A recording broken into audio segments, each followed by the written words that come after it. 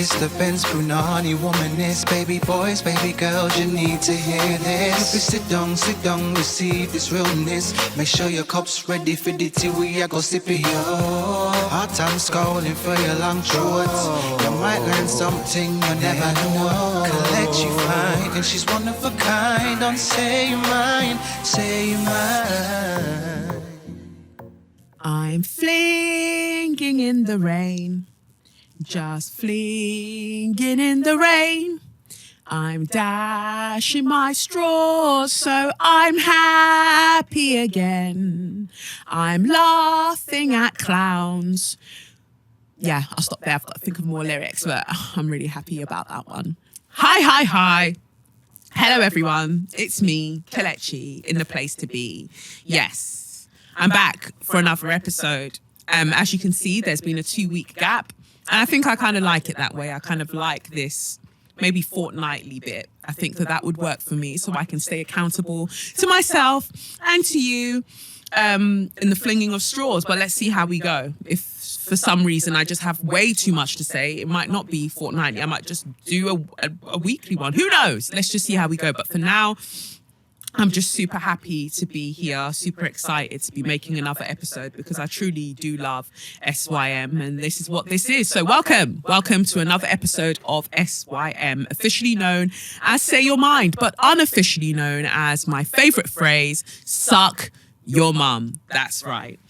I'm Kelechi Okafor, aka the creator of Sally in HR, aka the creator of Most Things Great, and I will continue to do as I've been doing. I don't know why I felt the need to do that intro, but I'm so excited. So much is coming up. So finally, I'm doing a TEDx talk. Somebody had the common sense to realize that they needed me to do a TEDx talk. So I'll be doing TEDx Sussex Uni. I want to say on the 18th of March, but I could just be lying. Let me just check the date. I'm a G, of course. Yeah, it's 18th of March. So I'll be doing TEDx Sussex Uni. I'll be talking about, well, the theme is empowerment. So I've got a whole thing ready to talk about empowerment. And I'm just glad somebody had the sense, because all of the rest of you, man, who think that you're too nice to let me speak my truth, that's your personal problem, because now TEDx Sussex Uni will be the ones to receive all of the zhuzh, all of the beauty and the light that I have to offer in this life. And so I can't wait for that talk to happen. I'm super excited because what I'm talking about is really, really close to my heart, and I really hope it bangs. Imagine if I get on stage and I just drop. Wow. Anyway, let's just hope for great things. So yeah, that's going to be happening, and then other bits will be happening, but I guess I'll just talk about them as they go along. I've been filming again, so I've been really tired, but it's for a really, really cool series that will be out soon. I guess you'd call it like a reality series or like a documentary series sort of thing. But I've been working on that as an expert. So that would be cool. I feel like more black women deserve to be called experts because we are literally experts at so many things. So yeah, there's lots of things in the pipeline and something coming up that's rather snazzy for International Women's Day, which will be really, really interesting and a massive surprise. So yeah, man, I'm just out here doing bits. I don't think that I'll be doing any more merchandise or anything for a bit. I just think I need to relax and make space for other things as they come along, I guess. Also, if you're just like joining me, because I know that recently, because of Sally in HR, I've had an influx of new followers. And so if this is your first time listening to the podcast episode, hello, welcome. Please go and listen or watch the previous episodes, because I promise you, whatever you want to write me, that long email that you want to write me that's akin to War and Peace or A Tale of Two Cities, I've probably already covered what you're asking in previous episodes. Where are those tarot cards from? How did you get into tarot? Go back to the earlier episodes. Everything is there for you. It's literally a wonder world. You're my wonder world. Yeah, sorry, sometimes I get carried away in song. Yeah, so you've got all of that available to you. So please go back to listen to the previous episodes and get involved in a real way. And that's really that. I'm going to jump into the tarot straight away because there's so much to talk about and I want to get it done in under an hour like a baby girl. So, tarot this week. The first card that I pulled from the Say Your Mind affirmation deck that some of you have, well, 200 of you will have this deck. The card I pulled this week is My Boundaries Are Necessary. So that's the card, nice and holographic for your ass. It says, protecting your peace is important. Be proud of the boundaries you put in place because they prove that you love yourself. That's super important because I think that sometimes people make you feel like you're moving mad because you have these boundaries and you have these rules, but I promise you, you're not. Like, I definitely think that that's the theme of the cards that came out today. And big up Pisces season, man. To all of the Pisces people who are listening to the podcast, like, big up yourselves. Like, my brother is a Pisces, my baby brother. I call him my baby brother. He's all of like 23 or 23. Is he 23 years old? Yeah, I think he's 20. Yeah, he's 23 years old, going on 24. Yeah, it's going to be 24 next week. He's one of my favorite people in the entire world. I love him so, so much. Possibly the person I love most in this world. No shade to my other brother. I obviously love you too, but you know, he's just my baby. He's literally my baby and he's an amazing Pisces. And I do notice that he second guesses the boundaries that he puts in place because he wants to please everybody and he wants to be that friend to everybody. But you can't be everything to everyone. Like, you've got to prioritize yourself, and protecting your peace is important. And if what is required of you in order to please everyone is to lose pieces of yourself, then is it truly worth it? Because fam, you'll have nothing left. So please consider that.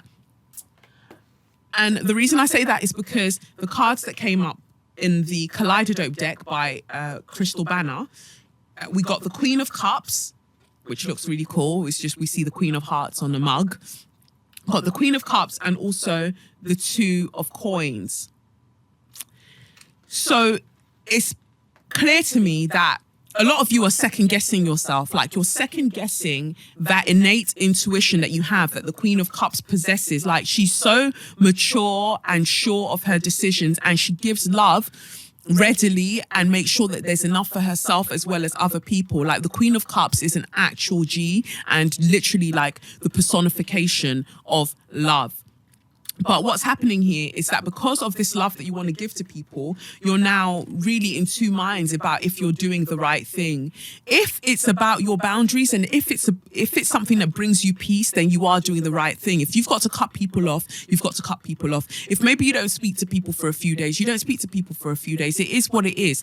And don't be afraid to reassert your truth. Sometimes you say things, or you're feeling a particular type of way and you say it to people and they're like, oh yeah, but you know that there's worse happening in the world, and like literally you could be living in Syria right now, or this could be happening, or this could be happening. You're like, bitch, but this is what's happening right now. Because suffering is relative. Right now, what's happening to me is what's important to me. So don't let people like undermine the way that you feel about things. Trust your gut, trust your instincts. You're not mad. It just feels like the very, very strong message coming through right now is that your boundaries are necessary because you are not mad. Okay. Even if people are making you feel like you're mad, you're not. Okay. So you have to trust yourself. Please trust yourself. So if you're a long-time listener, you'll notice that I didn't do the Black Angel deck of cards because I feel like I'll bring them in now and then, but we've already gone through all of the cards, and I've got another deck of cards coming soon by Marcel Kroll, which will be nice as well. So I'll probably use those when they, Marcella Kroll? Yeah, when they arrive. Anyway, I'll bring them in so you can see. Anyways, moving on to Share Your Magnificence. This week, my Share Your Magnificence goes out to Oprah Winfrey and Brene Brown. So you might say that I'm late in the game, but I only just started listening to Super Soul Conversations, which is Oprah Winfrey's podcast. I only just started listening to it because I'm very stubborn as a person. Like, I do things when I want to do them. Like, you can recommend something to me over and over again. I do this when people recommend things to me. I go, oh, that sounds wonderful. Okay, well, I'll note it down. It's noted, and I'll get to it. That's me just saying, shut the fuck up, I'm not doing it. And it's really a bad habit. But yeah, I do things when I'm ready to do them. And my God, that first episode that I heard with Brene Brown and Oprah Winfrey blew my mind. It absolutely blew my mind. Because all this time I've been like, you know what? Big up all the podcasts that are out there right now. Like, everyone's doing amazing things and I love the vibe of everyone's podcast, but something feels like it's missing for me. There's just something that I'm looking for. Little did I know that it was waiting for me in Auntie Oprah. Auntie Oprah Winfrey was the person that had the magic that I was looking for. It's just like an older aunt just talking about the things that you need to hear in a very loving and straightforward way without swearing, because my God, I swear a lot. Wow. You know, when people ask you to like provide a 30-minute clip of your podcast so they can post it, you know, whenever I do, these things, whether I'm on the news or whatever, they're like, oh, can we have a snippet of your podcast? Because we want to use it as the intro before, you know, we introduce you. And obviously it can't have any swearing and blah, blah, blah. And I started looking through this podcast, and basically the only thing I can say is, hi, my name is Kelechi Okafor. That's pretty much all I have to offer, because I'm just swearing left, right and center. So I'm trying to just do better, Kelechi, be better. But anyway, yeah, my Share Your Magnificence goes out to Oprah Winfrey and Brene Brown, because this episode that I listened to was incredible. They were basically talking, Oprah was talking to Brene Brown about she was talking to her about her book called Daring Greatly. And I have this book that is the wickedest. So I've brought the book in for you to see if you're watching this on YouTube. Daring Greatly by Brene Brown. It says here how the courage to be vulnerable transforms the way we live, love, parent, and lead. Wow. So this book, I think I might have mentioned it before, probably at the live show that happened at Boondocks, which was the first live show. But it was recommended to me by my therapist, my current therapist, who's an absolute G, Emma, because we were having a conversation about vulnerability, and I basically said to her that, like, that's one of my biggest challenges. Like, being vulnerable is not something that I'm used to. Obviously, since having a childhood of so much trauma, I'm not used to being vulnerable. And this book really, really addresses that. And she talks about the quote that she saw from Roosevelt. Let me see if she puts it here. Yeah, she says, the phrase daring greatly is from Theodore Roosevelt's speech, Citizenship in a Republic. The speech, sometimes referred to as the Man in the Arena, was delivered at the Sorbonne in Paris, France on April 23rd, 1910. This is the passage that made the speech famous. It is not the critic who counts, not the man who points out how the strong man stumbles or where the doer of deeds could have done them better. The credit belongs to the man who is actually in the arena, whose face is marred by dust and sweat and blood, who strives valiantly, who errs, who comes short again and again, because there is no effort without error and shortcoming. But who does actually strive to do the deeds, who knows great enthusiasms, the great devotions, who spends himself in a worthy cause, who at the best knows in the end the triumph of high achievement, and who at worst, if he fails, at least fails while daring greatly. As she said, the first time I read this quote, I thought, this is vulnerability. Everything I've learned from over a decade of research on vulnerability has taught me this exact lesson. Vulnerability is not knowing victory or defeat. It's understanding the necessity of both. It's engaging. It's being all in. Now, this is the clutch. Like, this is the line that I really, really think that has shifted the way that I'll go forward in speaking about things. It says here, vulnerability is not weakness, and the uncertainty, risk, and emotional exposure we face every day are not optional. Our only choice is a question of engagement. Our willingness to own and engage with our vulnerability determines the depth of our courage and the clarity of our purpose. The level to which we protect ourselves from being vulnerable is a measure of our fear and disconnection. When we spend our lives waiting until we're perfect or bulletproof before we walk into the arena, we ultimately sacrifice relationships and opportunities that may not be recoverable. We squander our precious time and we turn our backs on our gifts, those unique contributions that only we can make.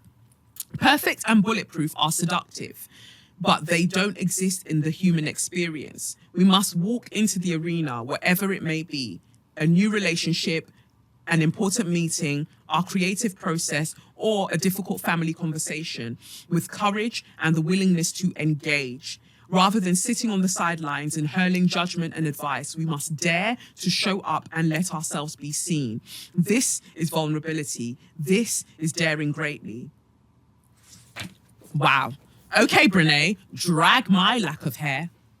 Drag my hair follicles.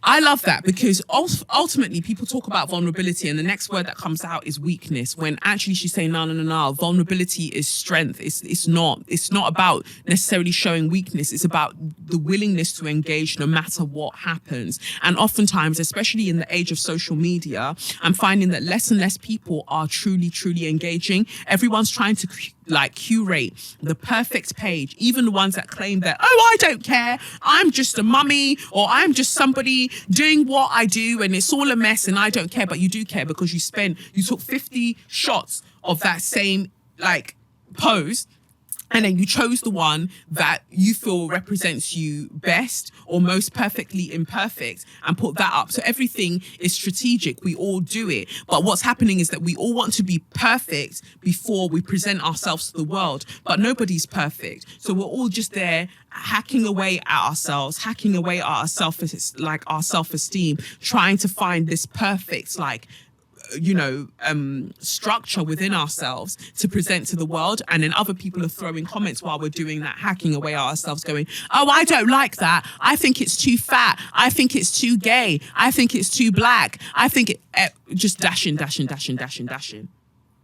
Meanwhile, nobody's got the perfect statue anyway. Nobody's got the perfect structure. Just feeling miserable.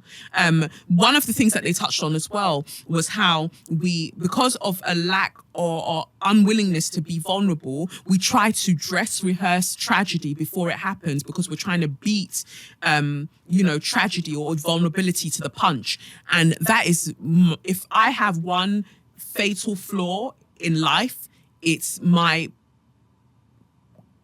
kind of preoccupation with what it means to lose something. And I think I spoke about it in the What Now episode after my miscarriage.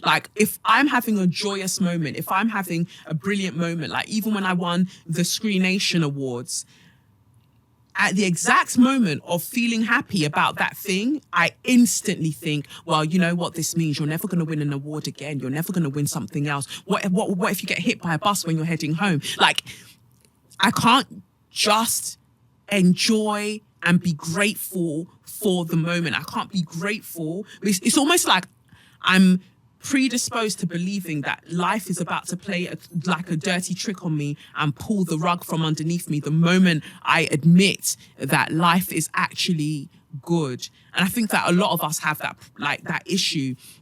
And that's my main focus in therapy. And I just thought that it would be nice to share that with you, because people often talk to me about, oh my God, you're so confident, you're so this, you're so that. And what I loved about listening to that Sunday Soul conversation, Soulful Sunday, whatever it's called, when I was listening to that conversation, what I loved is that Oprah said, vulnerability is the cornerstone of confidence. And that summed it up for me. Confidence without vulnerability is arrogance, as far as I'm concerned, because arrogance, the cornerstone of that is fear.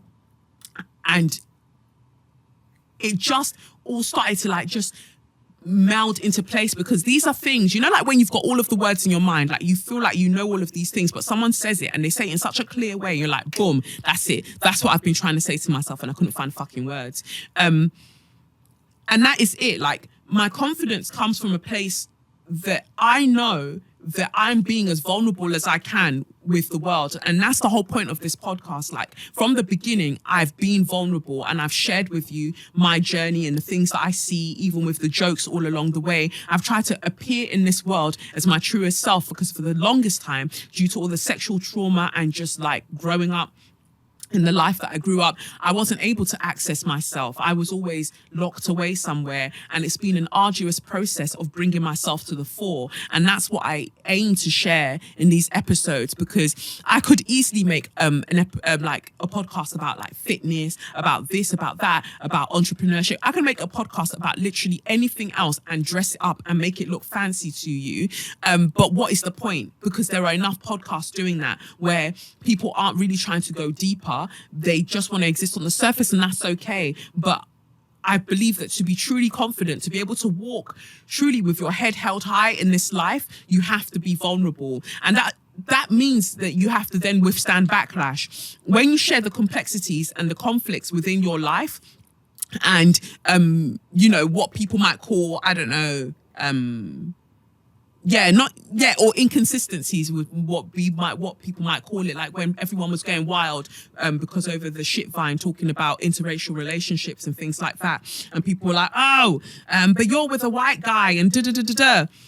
I chose to share that, and I've been sharing that for years. Like my whole relationship, I've been sharing that for years, not sharing the intricacies of my relationship, but showing the fact that I'm in a relationship and things like that. Those things have been shared. I haven't like forced it down people's throats because there are other things, more urgent things to talk about. But those things are things that I've chosen to share. So therefore, you can't injure me with the stones that I gave you. You can't, because they don't hurt. They're mine. They don't hurt, So it's just an interesting concept, basically. And that's why my Share Your Magnificence has to go out to Oprah and Brene Brown, because they're really out here changing the game. Oprah, through just being a living, breathing legend, and Brene Brown from actually examining and breaking down herself and those people around her and giving us a lesson in what it means to be vulnerable, and a dissecting of what shame truly is and how shame robs us of the path to our power. But enough of me like waffling. I'll talk more about, I guess, all of this stuff at my TEDx talk, like a baby girl. So anyway, Brene Brown and Oprah Winfrey. I hope I meet you one day. I get really frustrated that you come to London, Viola Davis comes to London. Who else comes to London? Like, basically, you're my two people, Oprah and Viola Davis. You all come in here with your cute, expensive shoes and stomp all over London's grounds. And not once do you tweet at me and say, hey girl, hey baby girl, do you want to meet up? I don't know why.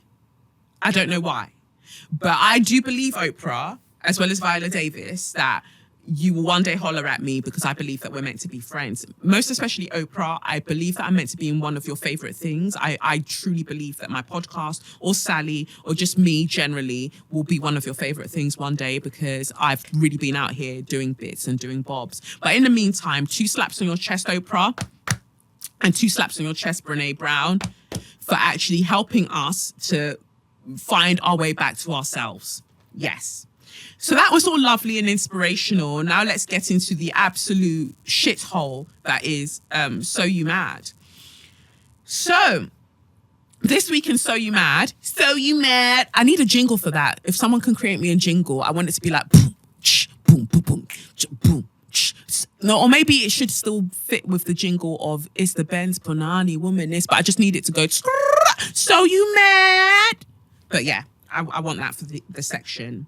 And then I want one that goes, suck your mum, for the suck your mum section. So all of you that are not busy, or, you are busy, but maybe you've got 10 minutes, create that for me. Love you all. Yeah. Anyway, So You Mad. Elisa Ashley is a beauty blogger. She's really, really pretty. I like her eyes. She's really pretty and I like her lips. Anyway, she's a beauty blogger from what I know. And she's just really cute. She's really, really cute. Anyway, she's usually known to have short hair, like short golden honey, like curly, cute hair. She posted a picture the other day and captioned it by saying that she paid $550, $700 if you include tip. She paid $550 to have her braids done by Dr. Carrie Okari Williams, who's a doctor of trichology, who's also the creator of Goddess Locks. I was pretty disheartened by the internet, as I usually am, but it's just literally what we've been talking about people hacking away at themselves and then other people coming to hack away at them further. People started tweeting about, oh my God, I can't believe that you spent $550 getting your braids done. Sis, that money's like Giuseppe money. You could have done so much with that money, but you chose to spend it on braids, sis, braids. It's the same thing I felt when you man came for Nikita when she announced that she got a penthouse. Why can you not? Why can you not mind your fucking business? Mind your fucking business. Yeah. Honestly, why can you not mind your fucking business? What is your business in what somebody else is doing with their money? Elisa decided that she wanted to do braids. And she decided that she wanted her follicles, her edges to be intact when she removed the braids. So she decided to pay somebody who is literally an expert. The same thing I was just saying earlier about calling more black women experts. This woman is an expert at doing hair, literally a creator of the goddess locks that you guys are all doing on your head. Like, she is an expert. Do you think you're not going to have, if you want expert braids, do you not think you're going to have to pay expert money? Yeah. And this is why some of you, man, are looking like Mr. Burns, because your edges are gone, you're miserable in life, and your lips are dry. Why? Because you're not focused on the right things. Your lips are dry because you're dehydrated. You're not drinking water because you're busy fixing your mouth about other people and what they're doing with their money. She wanted to spend $550 on braids. And you know what? I rate her, because pay people what they're worth. Most especially pay black women what they're worth. I am so tired. I'm so exhausted of you man messaging me going, oh my God, you write me one long thesis about the event that you're doing and all the people that you plan to invite and the capacity of the venue and rare. But nowhere do you mention how much you plan to pay me. And then you expect me to ask you, but the vibe I'm getting is that you don't actually plan to pay me. There is an email. I'm coming back to this Alyssa chat, but I just need to read you this email that really riles me up. Luckily, I send things to management because I've got manager now in Crystal. I've got Crystal to be my manager. So things go through her. She checks with me and then she deals with them. But this email came through. They wanted me to do an event with them. Crystal got in touch with them and she was just like, well, Kelechi's fee, I can send it over to you, but just firstly, let me know if you have a budget. They said, hi, Crystal, thank you for your email. For this particular event, there isn't a budget for speakers as we are inviting several people to be part of the panel discussion for just 1 hour, and it is not paid. However, other speakers have discount codes for tickets that they will be sharing with, I guess they wanted to write here, their followers, and we could create a discount code for Kelechi and then pay her the amount of tickets that have been bought with her code. Do let me know your thoughts on this. So Crystal would have responded to them in a much more polite way, but let me let you know my thoughts on this. Fuck off,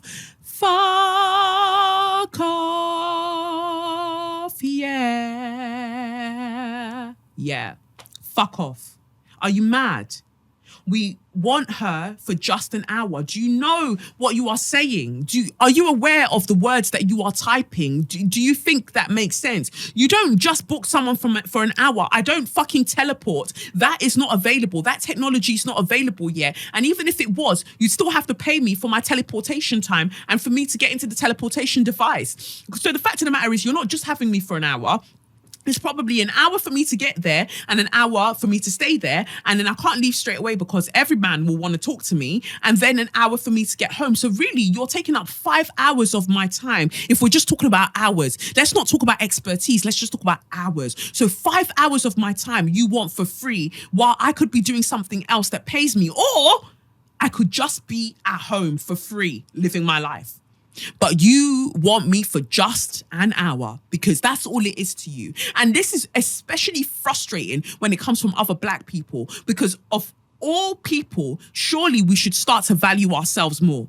Surely we should start to value each other. I don't come to you, man, asking you to do anything for me for free, but for some reason, you seem to expect me to do shit for free. Or you want to book a party at the studio. I've literally created tiers. So if you don't have money for one thing, you could pay for another thing. And people will still message me going, I want the top tier. Can we negotiate on the price? No, we cannot fucking negotiate on the price. Go down a tier and choose that one instead, because that would fit your budget. Like, what is wrong with people? Start to treat black women with more respect. I said this in the last fucking episode. But it's so frustrating that someone could come with such vim. And then let's go to the part where my knowledge. So you want an hour, just an hour of my time, which we've actually calculated is about 5 hours. But also in that hour, you expect me to talk. And in that talking, you expect me to impart knowledge that I had to probably pay in time and money to acquire.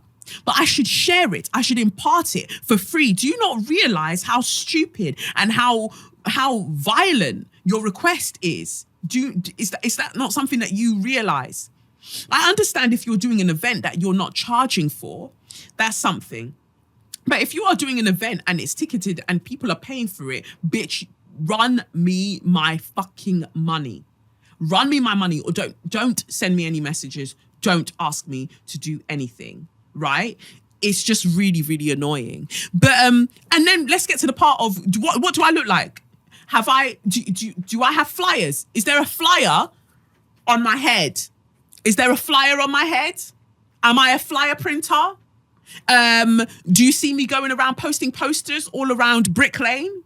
No. You know why? Because I'm not a promoter. I'm not a fucking promoter. So you telling me that you're going to generate a discount code for people to use to come to your event, so you're making money, and then you'll give me a percentage of that, whatever they pay. So you want me to use my platform to help your event? And then, so I'm doing extra work again, apart from the 5 hours that we've covered. I've now got to do extra work in promoting your event for you. And then I'm going to get a cut of the money. If you don't fuck off back to hell where you came from, stop insulting black women. Stop. Because this shit is ridiculous. So, in a very, very long-winded way, what I'm trying to say about this Alyssa situation is that I appreciate her. She saw the value in another black woman and she said, sis, you want $550 for doing braids? Have my $550 and have your tip on top, yeah? So I've given you $700 because you know what? She's got it like that. Nobody's asking you lot to come and pay $550 or add tip on top if you don't have that money. Stick to your auntie. Hey, auntie, you want to do your hair? You want to do your hair? Stick to them, man. There, stick to them, man. If that's what you can afford, go there. Have them plait your eyebrows in with your hair, and then drag everything together. And so you're walking around looking like the bride of Frankenstein. Go and do that, yeah, if you don't have the money. But leave other people alone to spend the money how they want to spend it, especially if they're using that money to support other black women. Mind your business. Mind your fucking business. So that was basically that. Like, it really upset Alyssa watching, like, reading her profile, the way that people were coming at her. But you guys will go and spend fucking the same amount of money on a Gucci belt, and then tomorrow Gucci will come and disrespect you. So who really is the loser in that situation? Who really is the jobless individual? The person that common sense was available and they declined. It's clearly you. Mind your business. So that's that. Moving on from that trash, that nonsense interaction that came Alyssa's way, to Kim Kardashian. I will never be a fan. They say never, but the way things are going, I don't see myself ever being a fan. She tweeted that she's upset at brands like Fashion Nova and other fast fashion brands because they're stealing her look. So she wore a dress, I think, on Sunday or something. She wore a dress, a vintage, I've forgotten which brand it is, but she wore a vintage dress anyway. And within a few hours, or within 24 hours, Fashion Nova had already done a knockoff. And then she tweeted, Kim Kardashian tweeted, it's devastating to see these fashion companies rip off designs that have taken the blood, sweat and tears of true designers who have put their all into their own original ideas. Bitch, shut the fuck up. Shut up. shut up. You, the biggest thief of them all. Hey, pot, kettle, boxer braids. Please, you of all people, you are not the person that will now come and open your mouth about blood, sweat and tears that people have put into their original designs when your very own blood sisters are stealing designs from lesser known black women and putting it on their site and making money off it, profiting off it. Your same sisters that want to use the faces of, is it Biggie and all of them man there, on their t-shirts without asking for permission from the family. Like your family, your entire family's worth, your entire family's empire is built on theft. It is literally built on theft, and specifically theft from black women. So do not now come and tell me that you're upset that these brands are, they're taking Kanye's designs, or no, they're taking from this vintage design. And what makes it worse is that, there's actually a plot twist. So somebody actually came along and said, hey guys, Kim is lying to you again because that's all she knows how to do in this life. She's a liar. She's a liar and she's a thief. She's a vagabond. Kim is actually lying to you guys. Someone posted from the Fashion Nova people. They posted They posted this story that says, basically, see stories for a screenshot of the date of capture of one session. It's labeled 14th of February 2019, which is 4 days before Kim wore the dress. Kim wore this dress on the 18th of February. But you'll see in this screen capture from Fashion Nova, I think it is, you'll see that the vintage Mugler dress had already been, they'd already done a photo shoot with Kim ahead of this. And they'd already, so this dress was basically, cut a long story short, this dress was already in the works because they already knew Kim was going to wear it.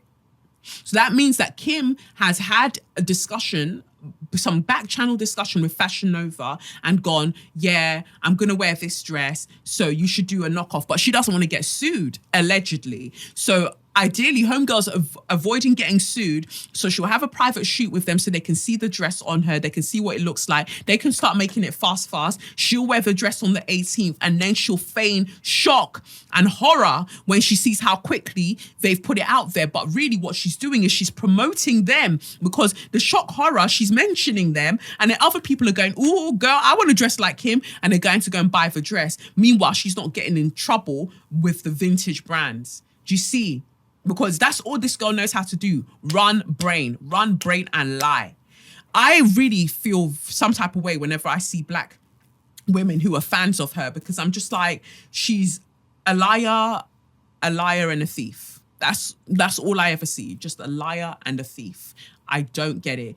I'll never forget that episode where she took her sisters with her to the doctors, or to get an x-ray or whatever the hell, to prove that her bum wasn't fake. But fam, they grew up with you. So even the farce of that whole thing was wild to me. And also, that the composition of whatever was injected or put into your ass isn't going to show up on there. So it's just, why would you go to that extent to lie?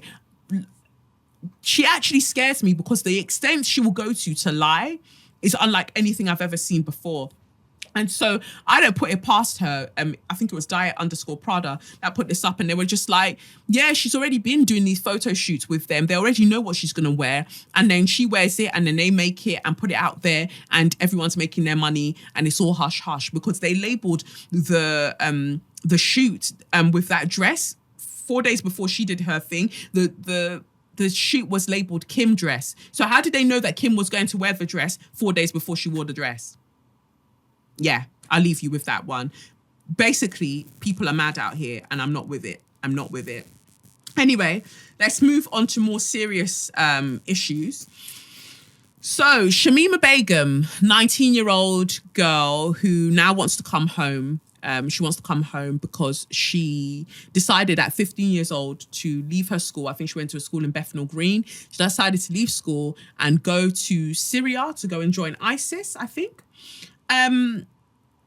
Basically, the Home Office have revoked her citizenship, and they said, Naji, we don't recognize you. You're looking mighty unfamiliar. You can't come back in the country. Now, I'm not going to bore you with the details, because I'm sure you guys already know the details of this whole thing.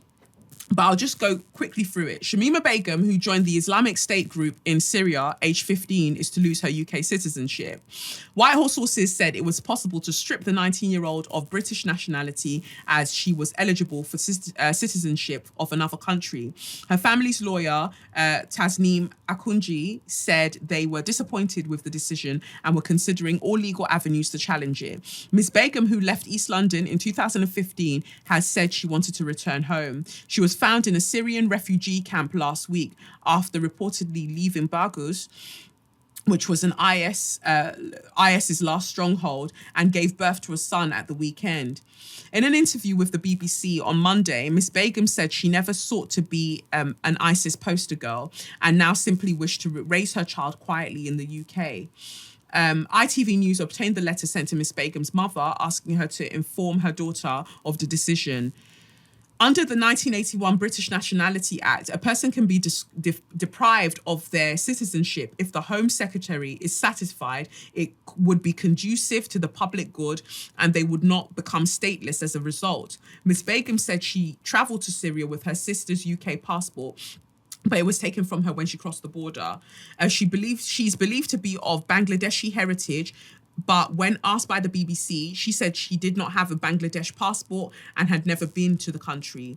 On the question of Miss Begum's son, a child born to the British parent before they are deprived of their citizenship, the child would still be eligible to be British or considered British. While it would be theoretically possible for the UK to then remove citizenship from the child, officials would need to balance their rights against any potential threat they posed. So basically, because Shamima's mum is of Bangladeshi descent, that means technically that she's a Bangladeshi national. So that's how they got around the whole issue of letting her come back to the UK, because they're like, fam, you could technically go to Bangladesh. You don't need to come back to the UK. Now, there are a number of things about the Shamima Begum thing that gets me. First of all, the lack of remorse. But at the same time, not to say that I agreed with her, like, I just thought a lot of the things were wild, and I don't doubt that she was groomed. I don't doubt it. Because some people are like, well, how can she be groomed? Because she seems perfectly fine now. Shut up, because you don't know how grooming works, because your white men are groomed to go and shoot up schools and you don't even realise that. They're groomed by white supremacist patriarchy, so shut your mouth. My whole issue is that she made a salient point when she talked about the fact that the people that died in Manchester, the children and the adults that died in that Manchester bombing was horrific. At the same time, children and adults are also being bombed daily around where she is. And because of the way that we are insulated in the Western world, and we're only given certain types of news, we don't realize the atrocities that are committed in our name. We do not realize it. So when a terrorist attack, in inverted commas, happens in this country, we're like, oh my God, this is so terrible. This is horrible. Those fucking terrorists. What are they retaliating to? I don't believe that people are inherently evil. What are they retaliating to? And also, this takes me back to Brene Brown when she talks about faith, and I think she says that faith without vulnerability and something else is extremism. And that's basically what it is. People are touting, they're claiming that they're doing things in the name of faith where actually without vulnerability, there cannot be. It can only be extremism. And that goes for the UK as well. So it just gets me that she makes a point like that. People brush over it because they're just like, no, she's an evil cow. She went to go and join ISIS. I don't want to know. But you're still missing the point that people are still dying. People, innocent, because you guys love that word, innocent lives. Innocent lives are being lost in these countries too. But what? Because they're brown skinned, they don't matter? Because they're black skinned, they don't matter? Like, I don't get how we decide whose lives are more worthy. And that is an aspect that I took from it. I don't obviously agree with extremism. I think a lot of all of the things that are happening is just wild. But there is so little that we actually know, because so many things are being done claiming to be for our security when actually it's for profit. It's literally for profit. And we are unaware of that. So there's that part of the whole Shamima Begum thing. The other part that I think that people should really, really bear in mind is that you're all celebrating the fact that she's had her citizenship, or she is likely to have her citizenship revoked, forgetting what that means for you too. They're basically now saying that if you commit any sort of higgy hagger, you can also have your passport, your citizenship revoked. There's a line here that really made me shudder. I'm just trying to find it. About terrorist activity. It basically says that if the UK, here it is, Mr. Javid, who's the Home Secretary and he's a pussy clerk, told MPs earlier this week that more than 100 dual nationals had already lost their UK citizenship after travelling in support of terrorist groups. That made me shudder because Black Lives Matter to some people is considered a terrorist organisation. Yet all they want is for black people to just be alive and not be killed. So it just depends on how the government wants to frame you. So you go to a Black Lives Matter march, I don't know, in Ferguson, and you try to come back to the UK, but you are of dual nationality, so you're Nigerian and you're British. Where do you think your plane is going to get redirected to, please? You're not staying here. So as I'm in no way saying that obviously ISIS is similar to Black Lives Matter, but what I'm saying is that the conflation of what is deemed to be terrorism, because white people are never terrorists, but what is deemed to be terrorism is so muddy that this can hit any of us at any time. They can take, as long as you have that dual nationality or your parents are from somebody somewhere else, they can get your clerk, and they can get your clerk in very, very wild ways. And I think that this is going to set a precedence for what is going to happen to so many other people. Like, they're already saying that 100 people of dual nationality have already had their citizenship revoked. So that means that they're coming for any man out here. And it's just something that we need to consider. You speak out against the state, again, it's not the same as what Shamima is doing. But I'm just saying that you speak out against the state, or you even go and commit one kind of crime, separate.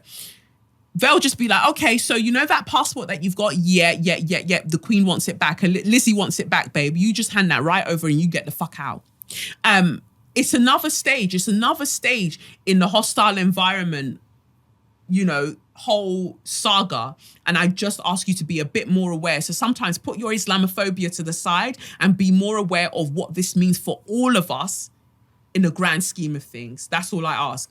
Not saying that any of this is correct. Like, I still have so many mixed feelings about what is going on. And I feel so sorry for all the brown Muslim people who feel like they've got to come forward and denounce Shamima because there's always got to be a community leader that comes to be like, oh no, we don't agree with that bitch. And everyone has to denounce her and do all of that. But you can still question the other things that are being done in your name without without saying that you're in support of her and her wildness. Like, those are two separate things. That's all I'm saying.